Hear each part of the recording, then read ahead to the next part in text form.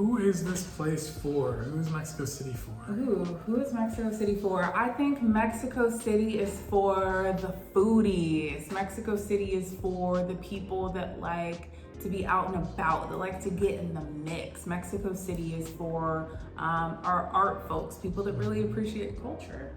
Hello everyone, and welcome back to our channel. If you are new here, we are Courtney and Justin Orjas. We've been traveling all around the world with our kids for, over 3 years now. And one of the things that we like to do on YouTube is make videos for our location review and reflections about places that we've lived. So in case you are considering moving there, having a vacation, going for a visit or anything like that, we give you the breakdown on what it's like to be in certain places with kids. So this location reflection and review is going to be about Mexico City.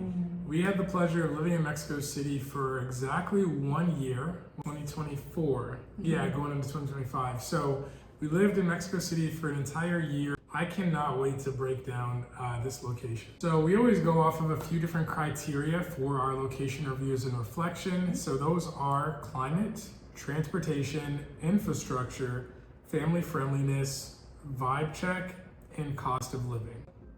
Let's start with the climate. Yes. What do you think about the climate, the weather, all of this? Well, I definitely want to start with the fact that there is a wet and dry season in Mexico City. Dry season will run from November to April, and then rainy season goes from May to October. So when we talk about wet and dry season, especially in places like central Mexico, it is really, really like a wet and dry season. So during dry season, it does not rain at all. It is sunny every single day.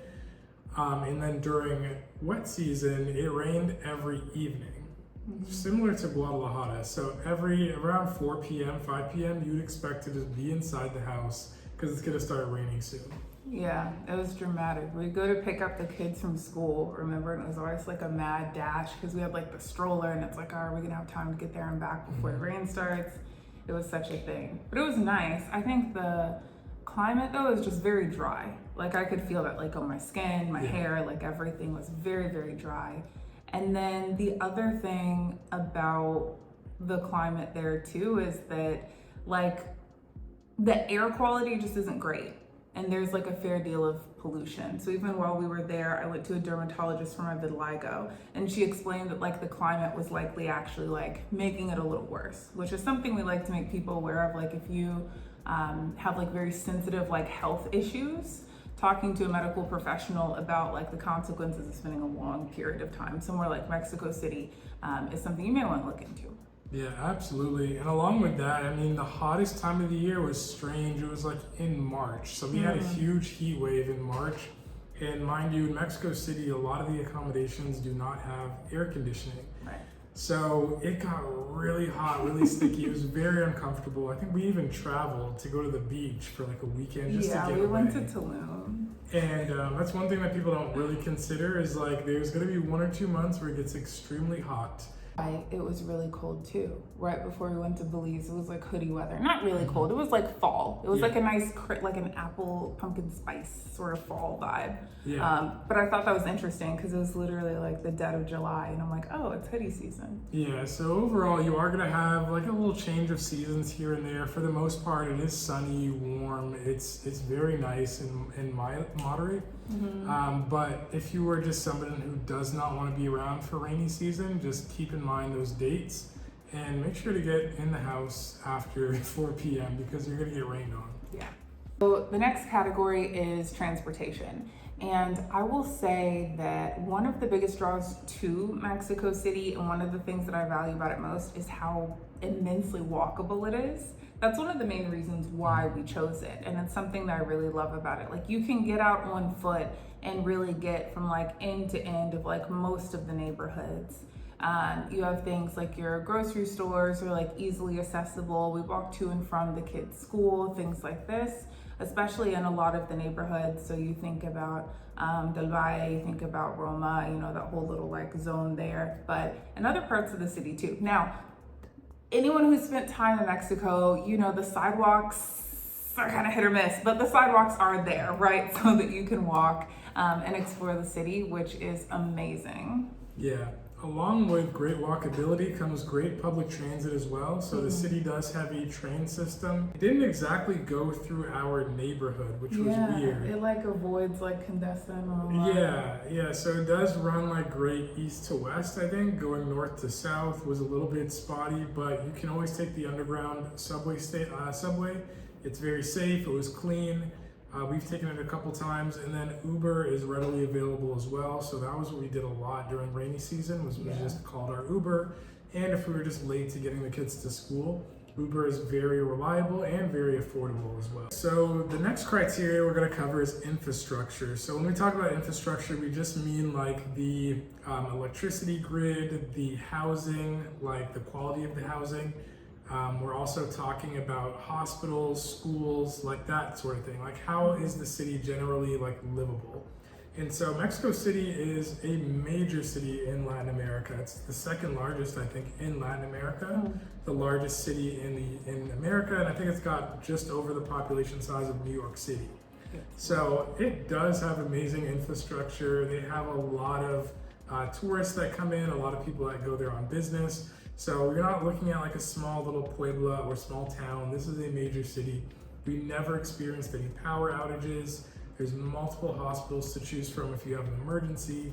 And there are a lot of international schools for the kids. So another big reason why we picked Mexico City was because of the infrastructure. Yeah, not having to worry about being able to find like quality, competent physicians to get medical care. I actually got all 4 of my wisdom teeth pulled in Mexico City. And it went really well. I think for about $300 US, they were able to like come in and give me anesthesia, put me to sleep. You had to be put to sleep. I chose to be put to sleep. It was a personal decision. Like Justin said, you know, having your pick of like a ton of like really wonderful schools at your fingertips, and there's a lot of housing and a lot of different types of housing, which is great. I think the only real ding as far as infrastructure goes from our perspective is with the water. Yes. Because Mexico City is constantly teetering on this like water crisis. And unfortunately, a lot of the rural areas and areas outside of the city like will just be without water for extended periods of time. And I do know that some locals in Ciudad de Mexico have expressed, you know, concerns over gentrification and foreigners coming in, sort of exacerbating that issue. So I think especially when we hit like dry season, sometimes that is when it sort of like peaks, and you'll have, you know, buildings without water, and you'll see the private water transport trucks rolling around, which is the thing. I think we were hit with like no water in the building like once or twice. But aside from that, you know, electricity is good, schools, hospitals, all that good stuff. Plenty of grocery stores. Of course, being a hotspot for, you know, digital nomads and all sort of travelers and business people, there's no shortage of good Wi-Fi and good places to work in Mexico City. From co-working spaces to cafes, there's just all sorts of areas where if you have anything that you need to do on a laptop, you can sort of just pull up and make that happen and not have to have any concerns, which is always really convenient. I think we utilized that a few times. We even, you know, for content, right? I think we shot a couple podcast episodes and things like this. So Mexico City has lots to offer for infrastructure by way of that too. So the next category is family friendliness, right? If you are a family, you have kids, you know, is Mexico City, does it have anything to support that? And the short answer is yes. Mexico City has so much family friendly stuff. There's so much to do. There's constantly shows. I think there's like Disney on Ice. They have these movie theaters. What is it? Is it Cinepolis? Yes, with the junior suites where there's literally like a slide and a ball pit like in the theater. They have intermission so the kids can play. There's the Papalote Museum in the park. Like, there's just so much to do. And again, that's one of the things that really drew us to Mexico City, is like, we're never gonna get bored here. There's always something to do. There's somewhere to go. When people come and visit, there's somewhere new to hang out. Even all the restaurants that have like the play centers and things like this. So that is, I would say, one of the things that we enjoyed the most, right? Is being somewhere where we're like, wow, things are like really set up like for children. There's never something that we can't do. And to Justin's point, I know we touched on this in our, I think our Playa del Carmen location review and maybe a couple others, but anytime we're somewhere and there's just nowhere to take the kids, especially somewhere where like it gets, really hot or there's a rainy season, it just makes it more difficult, to parent and to be. So that's one of our favorite things about Mexico City for sure. Have food festivals. I feel like they have food festivals all the time throughout the city. Day of the food Dead. In general. Day of the Dead, yeah. The food, of course. Like we didn't even have a section in this for culinary or gastronomy. But we should when it comes to Mexico City. Mexico City has some of the best food. It's the best food city I think we've ever lived in as well. So it's up there with Toronto, Mexico City. It's up there. So the food is fantastic. The food festivals for kids, Day of the Dead. We were there for all of that stuff. So again, take your kids to Mexico City. There's no reason not to. It's extremely family friendly and extremely safe for families. The parks are also fantastic. I think there are several parks within walking distance to us. You can tell that the city planners or whoever designed these neighborhoods really prioritized putting green spaces in. Mexico City is a very green space, and putting in playgrounds, right? The jugo infantiles for the kids and whatnot. There are a few in Benito Juarez, which is the county or area that we lived in, that were absolutely amazing. Our kids had so much fun at the park. All right, so next we're going to touch on cost of living. So this is actually kind of a touchy subject because of the discourse with gentrification and a lot of foreigners, expats, digital nomads coming to Mexico City and displacing the locals. So Mexico City, if you're just looking for somewhere cheap to go, Mexico City's not it for you, right? And of course, we're a family, there's 4 of us. If you're one person and you don't mind humble living conditions, that I'm sure you would have a more budget-friendly experience than we would. But the other thing, of course, it's going to depend on the area that you live. So you have Roma Norte, you have Condesa, these areas that are ritzier. That's where a lot of the foreigners and immigrants are. Things are inherently just going to be so much more expensive there when you talk about something like eating out or getting a coffee in the morning. So just like anywhere, right, it sort of depends on what part of the city you're in, what kind of life you want to live. But I would say the cost of living in Mexico City is definitely on the higher end of the places that we've lived being out of the country. So also go back and watch our apartment tour videos that we did, where we toured many of the different apartments in Roma Norte, Condesa, and a few other neighborhoods. We also interviewed a realtor named Letty who talked a little bit about the price and cost of living for renting in different areas. So personally, we were paying for our family of 4 for a 3-bedroom about $1,700 US per month. And that ranged, I know when we were looking, all the way up to $3,000 US per month. So just depending on how high class you want to go, what neighborhood you want to be in, it just depends, but expect for that type of range. So now let's do the overall vibe check of La Ciudad de Mexico, and then also we're gonna give you our opinion